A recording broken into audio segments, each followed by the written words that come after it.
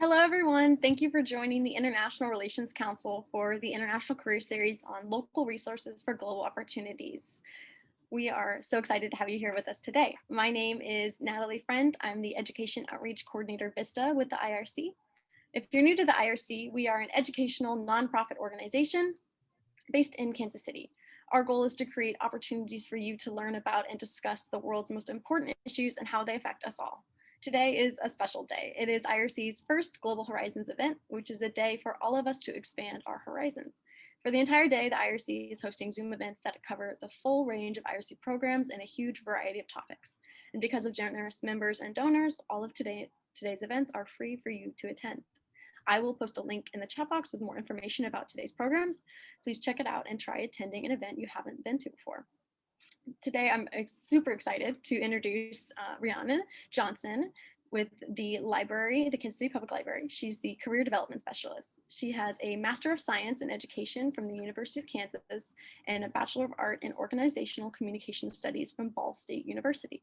Prior to joining the library, she served as a career coach with the University of Kansas, where she also co-led an annual study abroad program. Rhiannon can provide coaching on career development topics, including resumes, cover letters, career transitions, job searching, and interviewing techniques. I think she is obviously very well qualified to lead us in today's program, and I would love to hear from you. So let's get started, Rhiannon. Great, thanks so much, Natalie. Can everyone hear me? See my screen okay? Just quick little tech check there. All right, perfect, great. Well, I'm so excited to be with you all today and connect a little bit about opportunities locally for international careers. And I'd love to start us off a little bit with some conversation points around some of the things we'll chat about. So we're actually going to define an international career because we need to I'd love to get on the same page in terms of, what do we mean when we're talking about an international career?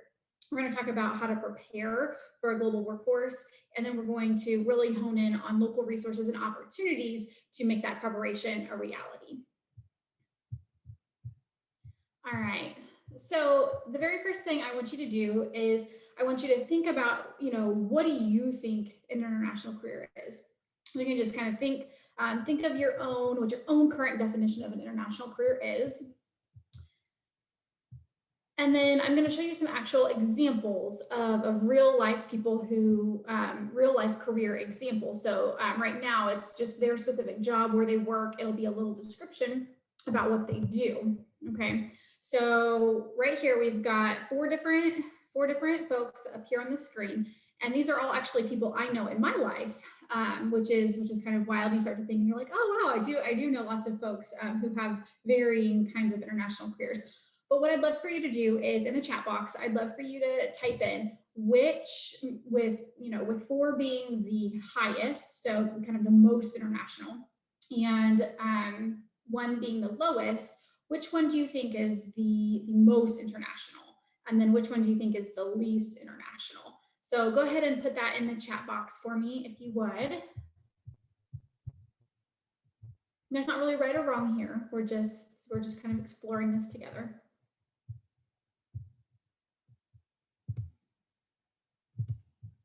Let's see here.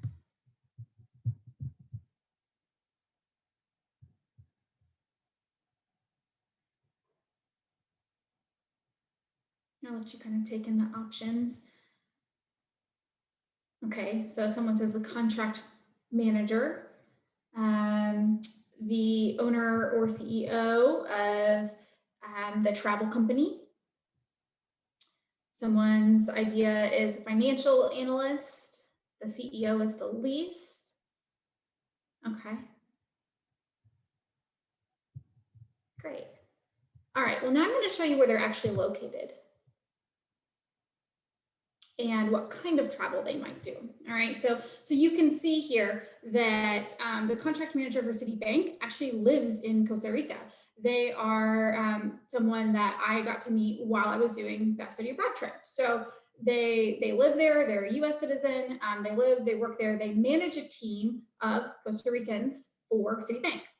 And for the financial analyst, this person, they do all of, kind of the typical things you would think in a financial analyst kind of role, but, about weekly, they hop on a call with the Canadian business unit for the same company.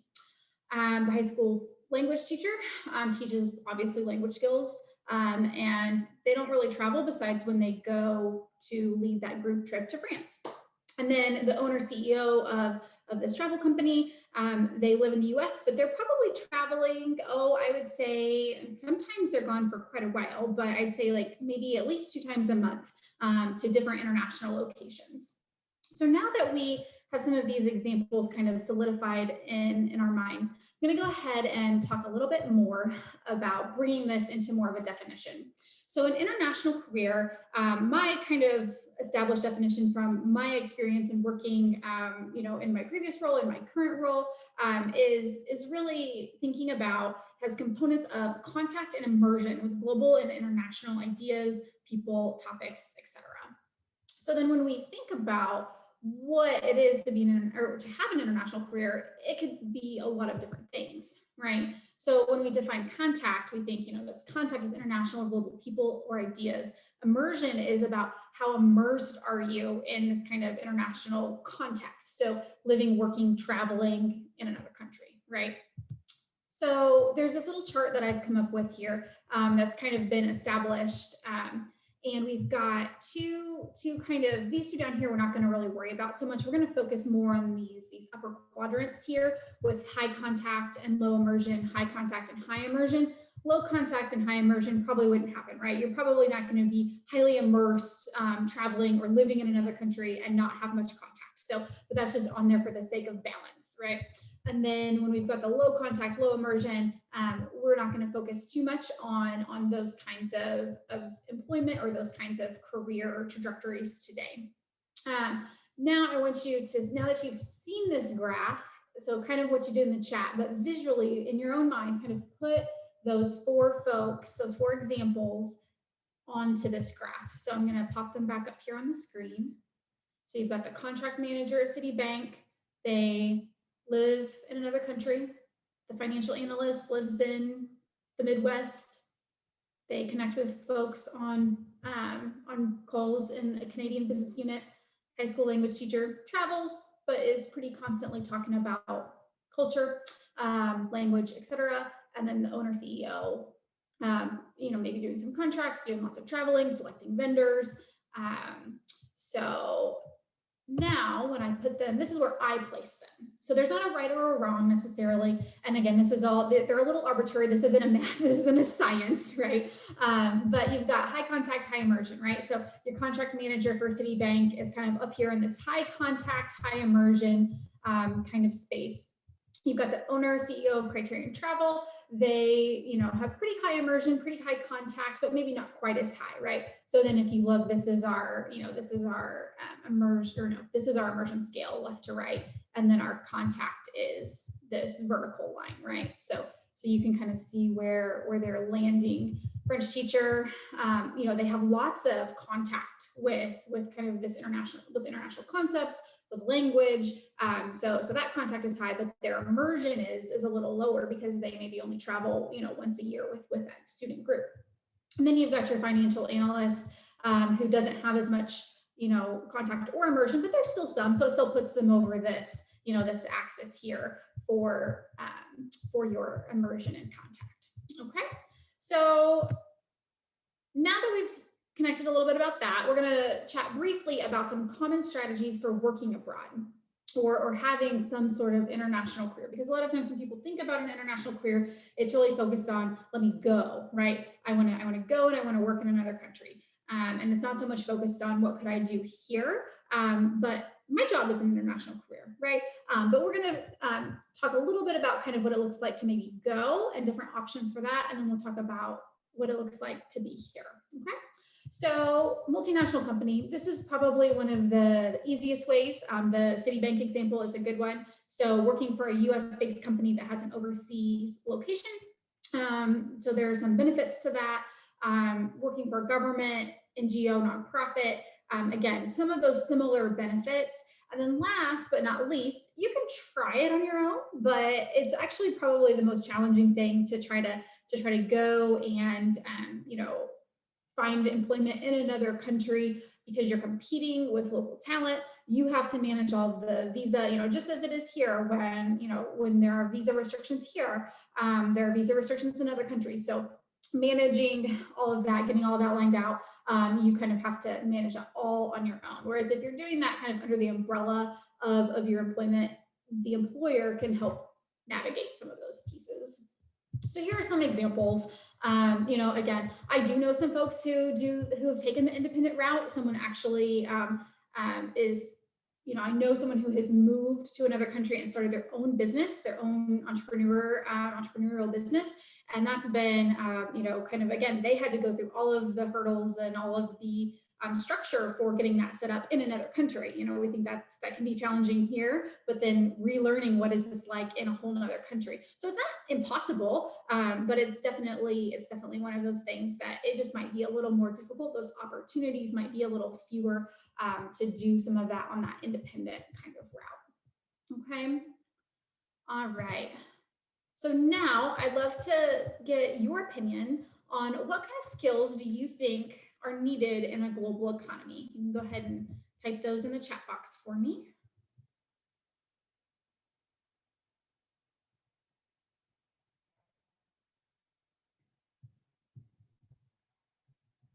Cultural competency, flexibility. Another language, yep, language skills. Yeah, some more language skills. Popular one. Good. Respect, good. Knowledge of geography, yeah, that would be good. Open mind for sure. Managing different time zones, okay. These are all great ideas. All right, so I'm gonna lump this together because skills and traits, they're a little different, right? Skills and traits aren't exactly always the same thing, but we sometimes talk about them interchangeably. But a lot of these things that I have on my list are some of the same things that you all said, which is awesome. So I'm not necessarily going to read these off to you, but they make sense though, right? I mean, if you have to be able to communicate, maybe in another language, you have to be flexible and adaptable. Maybe a little bit of risk taking, right? You might need to be able to push yourself outside of your comfort zone. There's kind of this time where, if you are kind of visiting another country or traveling, you're kind of being exposed to other cultures, you have kind of this relearning phase and this relearning period where you're trying to figure out how do I fit into this and navigate your identity as a professional, as a worker, as a human in this new context. So there are all sorts of different ways that this kind of can show up. But these are some of the most popular international skills and traits. And this would be whether you are trying to work in another country, travel in another country for work, or whether that's you're working here with international people or international global ideas. So these are all important regardless of that geographical context of where your employment is. So great. So that was just a quick little snippet on that. So now we're going to take these ideas and think about, now where can we get some of these things? Maybe like language skills, like cultural competency, like learning new things. We're going to transition into some opportunities that are here locally to start building an international career, whether that's something that you're currently pursuing, something that is your goal for the future, and really kind of taking a look at what some opportunities exist here locally. First, I'm going to pause. Does anyone have any questions before we launch into this next section? See if anyone has any questions.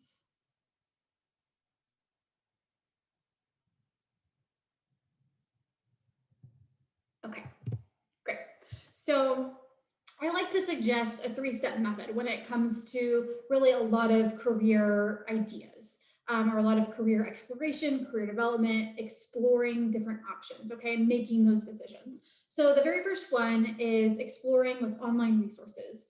It's one of those things that you only know so much, right? There's only so much knowledge that you inherently have in your mind about yourself, the careers that are out there, and what information exists. So the very first thing is to explore online. That can kind of be overwhelming because there's a lot there, right? kind of the gold standard, I'll say, is to experience or to engage with things, right? So when you are doing that engagement work, that allows you the opportunity to reflect. It allows you that opportunity to say, hey, I really like this, or it's just okay. And then learning from others is kind of that middle ground. So, when you talk about engaging with experience, you can't go try everything out, right? I kind of connect it or explain it like it's like trying new food at a new restaurant that you haven't tried before. Someone might suggest to you, hey, you might like this restaurant, you should go try it. But until you actually go and try the restaurant, you don't really know, or try the new food, you don't know for sure, right? So it can be kind of like that, where you might look at the menu, kind of explore, okay, this sounds like it might be something I might like, but you can't necessarily order the entire menu, right? So that's how I like to kind of break it down into these 3 steps. The first one is that exploration of online resources, learning from other people who do similar work, or the kind of work that you think you would like to do. And then again, looking for opportunities to engage. And so that is where we'll spend the rest of our time together today. So for some online resources, I've got some resources here, and they're linked. And then Natalie, will these be able, can I send these slides out to you and you can share them out to folks afterwards? Absolutely. Yeah, we'd be happy to do that. Because these are all linked, and so I've got the links here. But pronunciator, so I'm just going to kind of click through some of these. Can everyone still see my screen? It looks like the library's homepage, perhaps. Yeah. Okay. Great. So under resources and research, if you go to the letter P here, and you can scroll down, and here's Pronunciator. It's tutorials for over 80 languages, and it's our language learning tool. And so you can access this from anywhere as long as you have your 4-digit PIN and your library card number. And so that's something that you can access remotely. You don't necessarily have to be in a library location. So that's one of our language tools there. And then the IRC has a great blog. And so on their blog, they have a ton of great information. Here, different newsletters, and they are always posting something fascinating to look at, to read, to digest, related to international, anything going on internationally. And it's also interconnected, so it's important to kind of just kind of keep up to date in what is happening. So they have a great blog to check out. Coursera is another option that you can explore online. And so I just typed in, I believe for this, I just typed in international relations, but you can vary your search term and come up with all sorts of things. But Coursera offers free courses that you can take online. You're basically kind of auditing them from universities. And so you can kind of scroll through. They have all sorts of really cool courses, really cool opportunities to kind of learn. You can see, what it's been rated. You can see the level, and that's just when I typed in international relations. But you could type in all sorts of things. You could type in a specific country or a specific location or a specific topic. So you could kind of change and play around with, what kinds of resources are available or courses are available. It's an open learning platform, so folks can participate in a variety of cool classes from universities around the world. Another place that you can look would be our catalog at the library.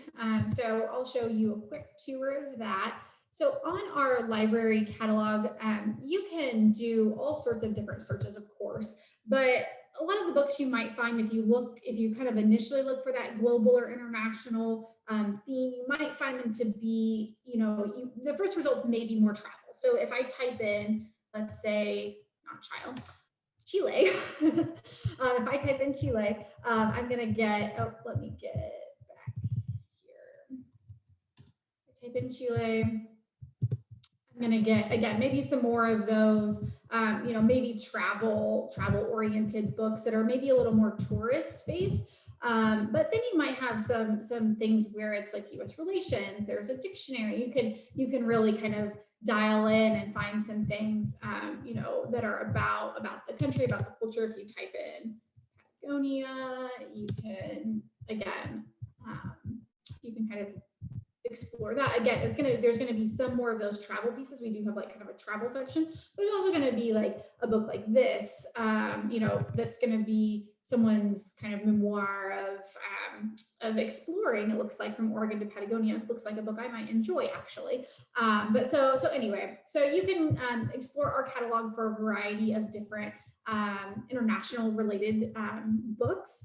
So it's not really online, but you can check them out through our locations, put them on hold and check them out. All right, let's see. Transitions Abroad is another really good blog that I enjoy, and it's more just like an online resource. They have a lot of great kind of varying, different kinds of levels up here. So you can work abroad, volunteer abroad, teach, living. So it gives you all of these different topics. And then over here, you can look at like au pair jobs or student jobs, summer jobs, international careers. They have a whole tab here on how to build an international employment profile. Jean-Marc Haché, he's actually the founder of My World Abroad, which if you are a university student, it's a really great resource if your university has a subscription to that resource. But this would be, a really great article to check out that I would recommend. Again, he's on here frequently, but different articles, different blogs about, how to make it work, right? How to search for jobs overseas, how to write an international resume, because if you're applying, let's say you're applying, in Europe, you might be using a CV, right? Instead of a resume. It might look somewhat of the same. There might be some of the same things, but there might be some differences, and knowing what those differences are so important when you're actually applying. If you're kind of going that independent route, it's so important to know about the cultural context in which you're applying for your application documents, interviewing practices. They're different throughout the world. So knowing those before you dive in can be really helpful. And this is one of those resources to help you learn about that. Again, how to get a job with the UN, working with a international nonprofit NGO. So there are all sorts of great articles here.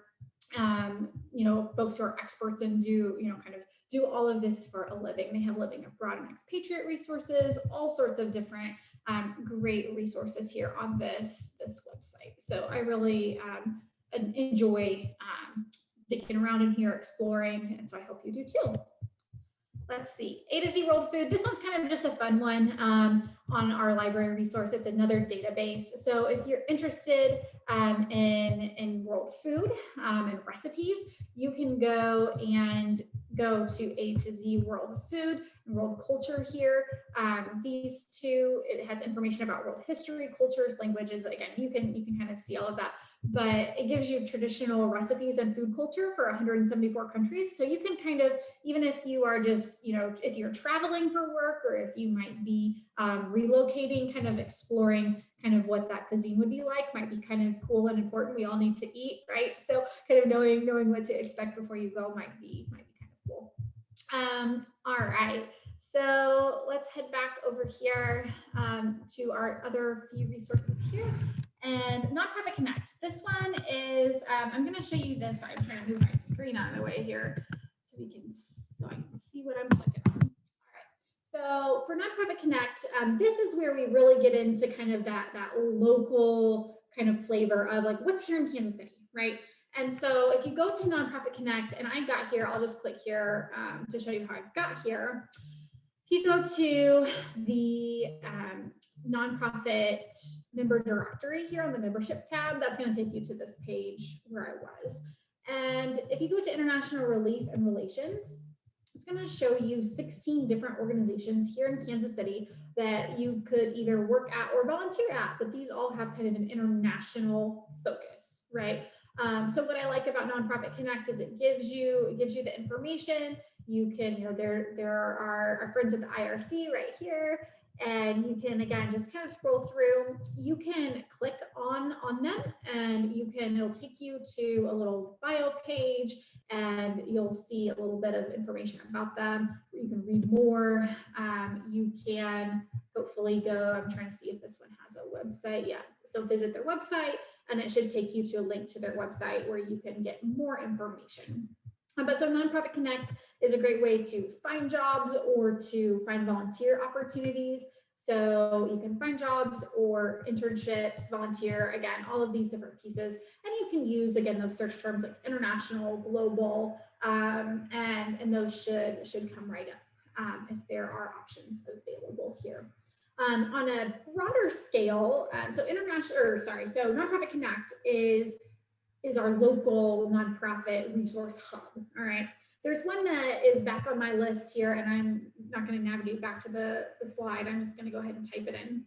It's called Idealist. And Idealist is an international resource. It's kind of like Nonprofit Connect, but it's global. So you can search jobs, internships, volunteer organizations, mutual aid groups, etc. So if I just type in on organizations, let's say I just want to learn more about international organizations here in the US, I could type in international relations, and then I'm going to get, of course, it's taking my zip here, but you can obviously change the location, and so some of those same results are going to pop up. But if I change this to, let's say, Portland, Oregon, maybe I have a dream to move to Oregon or something, I don't know. But so it'll tell me, about the, same things, Young Professionals of the World Affairs Council in Oregon, and it'll give me, some more results. All right.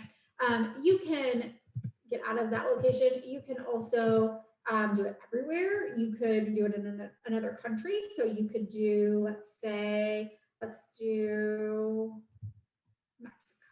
Let's see what comes up. And so again, it's going to give you new results. You can also do issue areas that are, kind of, you have passion projects or areas that are like passionate, that you're passionate about. You can do it by area here too. So that's another idea. So again, there's international relations. You could do immigrants or refugees. So you can really kind of think about, how do I want this to be international? Do I want this to be international in a way that I'm going somewhere else and I'm immersed? Or do I want to have that international and global piece here in the US, here in Kansas City, and have that high contact piece that we talked about earlier?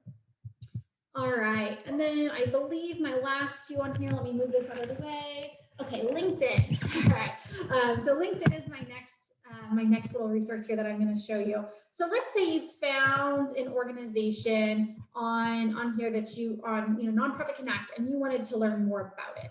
So you could go and let's see here. Let me go back to, I'll show you kind of, let's go member directory and go back to the international relations.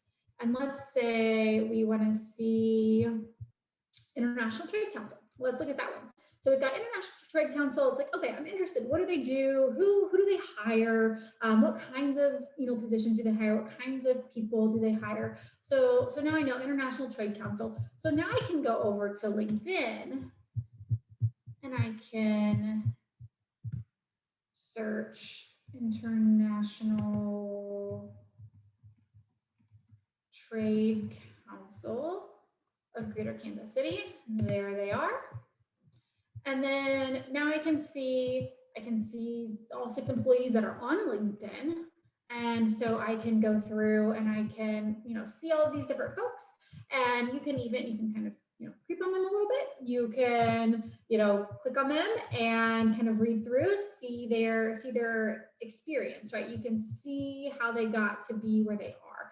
So it looks like, you can see this person was the director for, 2015 to present, and then they have these other kinds of roles, other things that they're doing. You can see their education, you can see skills and endorsements. So that can give you an idea to say, okay, if I was interested in potentially doing this someday, these are some things I might consider. It gives you some other ideas. You can kind of look through their interests, etc.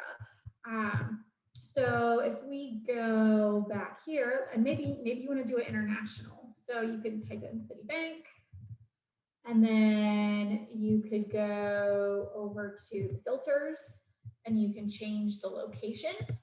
So I know they have Costa Rica locations, and then it's going to give me results for people who work at Citi in Costa Rica. So you can, again, kind of do the same thing.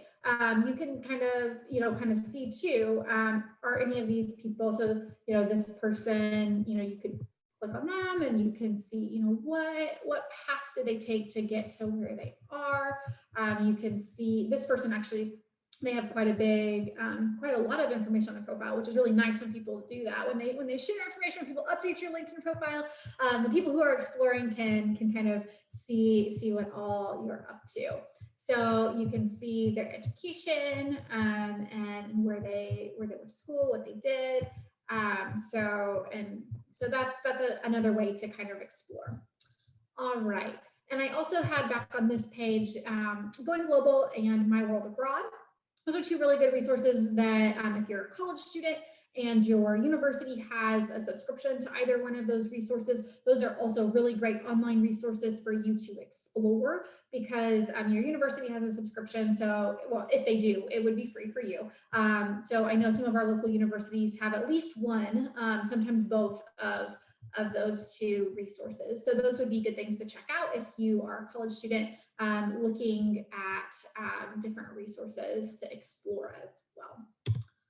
All right, so we'll move on to our next piece, which is, again, that kind of learning from others. So I started out with the LinkedIn piece, but one thing you can do, so I showed you how to search for people on LinkedIn, but now it's actually taking it to this next level. So you can use LinkedIn to identify people that you might even connect with. You might even do an informational interview. And so an informational interview is where you would reach out for advice and information from a professional who, maybe they work in a job, or they have they work in a job you're interested in, or they have an interesting career path. You just want to learn a little bit from them about how they got where they are.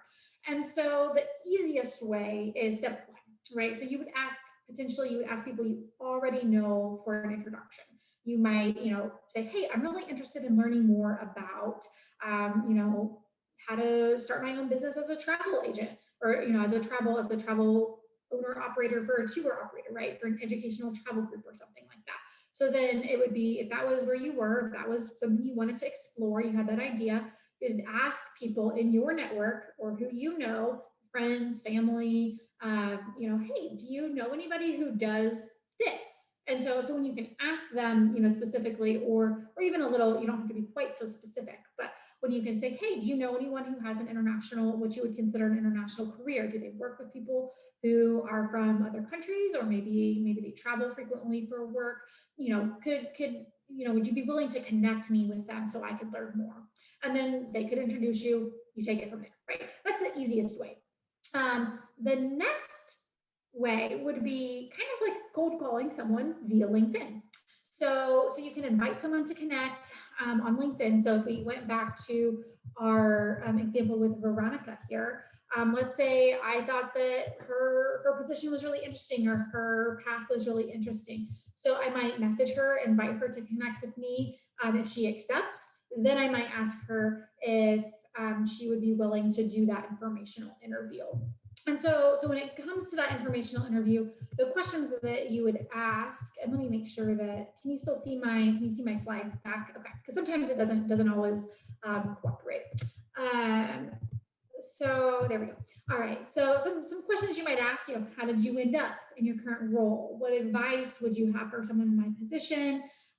Where do you see the field going? Skills or experiences you recommend? So those are all ways to, and you can ask more questions than that, but usually it's about 20 minutes. You're kind of the one usually leading the conversation, and you could Google, good informational interview or informational interview questions, and those will pop up. We also have some resources on our page, on the library's page, so you could check those out too. So that's one way. Another way to use LinkedIn for that would be if you, let me get back to my LinkedIn here. If I go back to LinkedIn, and let's say I'm interested in, let's do the, let's type in international, you can type in international, I'll just use international relations, and I'll do groups. So this is kind of a nice way to warm people up, is you can go to a group, you can join the group. So let's say International Public Relations and Communications Group. Maybe you're in the communications field. So you can request to join, and then in that group, you can see people. So I'll actually show you on one of my groups that I'm a part of. So I'm a part of the National Career Development Association group.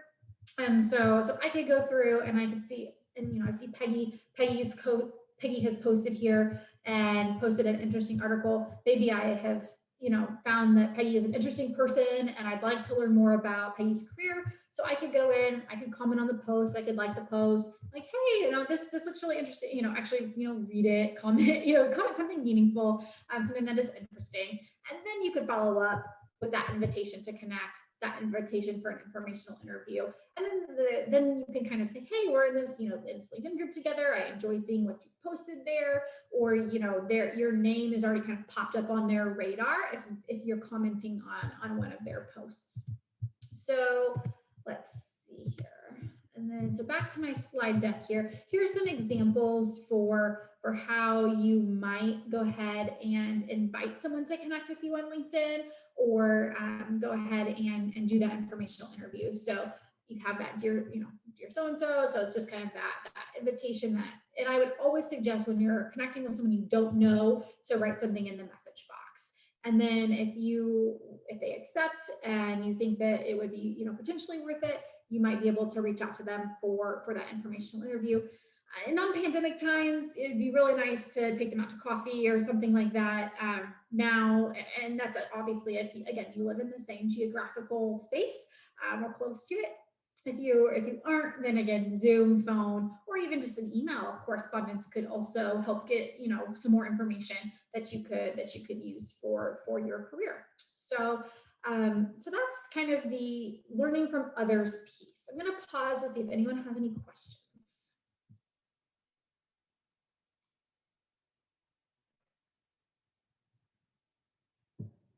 Okay. So now that we've talked about the online research, we've talked about how to connect, how to reach out, learn from other people. We're going to talk about engaging with experiences. So here we've got a variety of opportunities. You can volunteer, you can hone your language skills, you can attend events, you could study abroad, or you could go abroad, if you're traveling. But so at the Kansas City Public Library, we have a program called RISE, or a department called RISE. And so with RISE, it is the Refugee and Immigrant Services and Empowerment Department here at our library. And we have a lot of opportunities for folks to volunteer, to engage, citizenship, English for Citizenship tutor, you can do conversation clubs. And so there's just a little form that you can go fill out. And that is one way you can volunteer.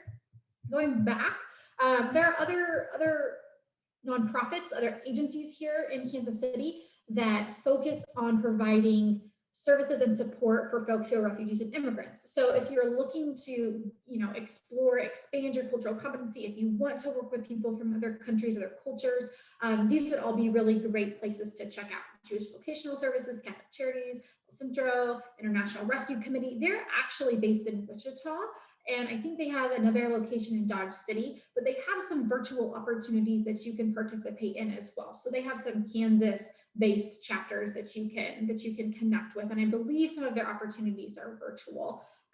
So that's a great thing to check out. Language skills, again, and these are just a sampling. You don't necessarily have to, not everything is represented here, I guess I'll put it that way. There are lots of different opportunities. UMKC has an Applied Language Institute where you can volunteer. The Alliance Francaise Kansas City has a chapter here.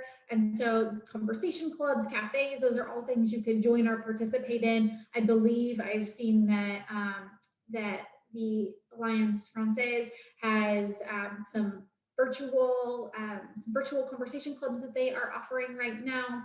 Maybe when things become a little more normal, there might be some more in-person clubs or cafes, language cafes or conversation cafes that you could join to work on some language skills. IRC has a great calendar of all sorts of international events that are happening. International Trade Council and the World Trade Center here in Kansas City, they both have some really interesting events coming up. World Trade Day. And then if you scroll down even here, they have women in international business, global expansion. So all sorts of information here when it comes to kind of the international business realm of things. And then if you are interested in, World Trade Center of Greater Kansas City, they also have, it's through the chamber. And so again, more of that business focus, that regional business community for global commerce. So you can kind of explore different workshops and seminars. It looks like they offer quite a few different resources on their site as well. All right. And then here are opportunities for study abroad. So if you are a student, these are things that you could explore. It might be easiest if you go through a university. If you are a college student, one thing I'll definitely touch on is funding. I know that is one piece that I think always, people think, maybe, study abroad can be really expensive.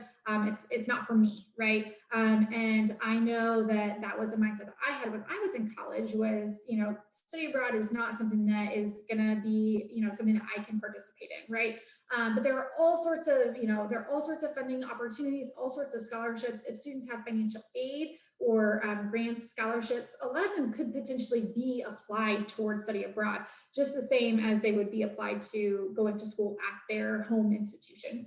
But NASFA is a really great resource for a lot of student-related international kind of content scholarships. They have all of these searchable databases for different scholarships and different opportunities for scholarships that are specifically for study abroad. And so I know that sometimes the funding doesn't even get applied for. So making sure that, that if you really want to study abroad and that's something you really want to participate in as a student, I think there are lots of avenues. Your university study abroad office, I know, would be happy and delighted to work with you in figuring out what options would be available to help you, cover the cost or the expense of that education piece for studying abroad. So that's definitely something to check out and explore. Don't just foreclose and say, hey, this isn't gonna work. I would really suggest if you have any interest, explore it, connect with your study abroad office, and they will, kind of talk you through all of those specifics. These other sites here are other study abroad programs that you could participate in. Some of them might be affiliated with another university or another, it might not be your home university. So then it gets kind of complicated when you think about like transferring credits and things like that. But these are all, they offer some great study abroad program options. So definitely worth checking out. Or if you're a high school student, there might be some opportunities here as well. I know some of these have some high school level specific options for high schoolers. So, and then with that, what is one thing, I'd love for you to put in the chat, one thing you plan to do after today's session? So these are some of the things we talked about, and maybe using LinkedIn to explore some career paths or doing an informational interview, volunteering. So what is one thing, you can just put in the number 1, 2, 3, 4, or 5. What's one thing you might do now that you have some more information? Number 4, all right, someone wants to attend an event or join a conversation club.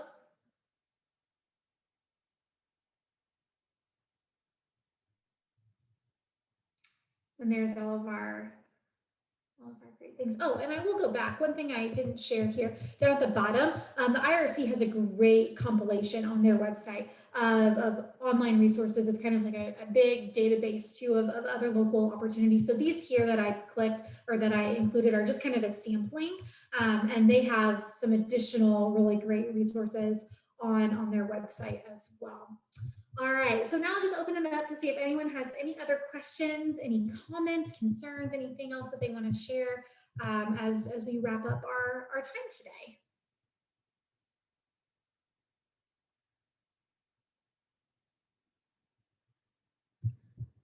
All right. Well, thank you all so much for joining us today. I had a wonderful time connecting with you all. I hope you now have a little piece of some information or something you can do to either make your own career or work more international or more global, whether that's here or whether you're exploring maybe transitioning to working in another country or somewhere in between on that kind of spectrum, right? Or on our little graph. But you're welcome to keep in touch.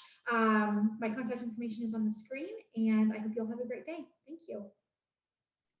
Thank you so much, Rihanna, and we really appreciate you sharing your expertise and all of these resources. You really wow, it was valuable for me, and I thought I knew everything. So thank you so much. I know I think I speak for the group. I think I speak for the group when I say I enjoyed it and I learned a lot.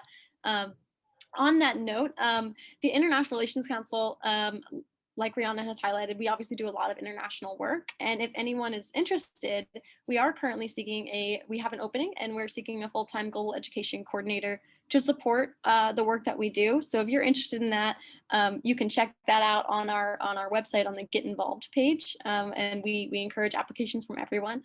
And yeah, check us out and get involved in other ways as well. And I hope you'll get involved with the other organizations and use the resources that Rhiannon has shared today.